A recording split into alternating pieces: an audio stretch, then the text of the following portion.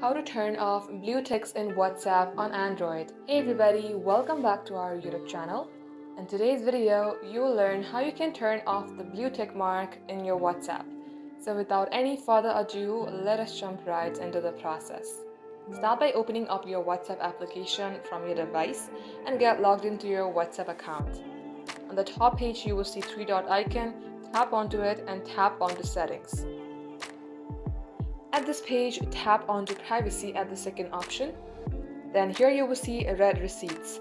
By default, it is turned on, and if it's turned off, you won't send or receive read receipts. Read receipts are always sent for group chats.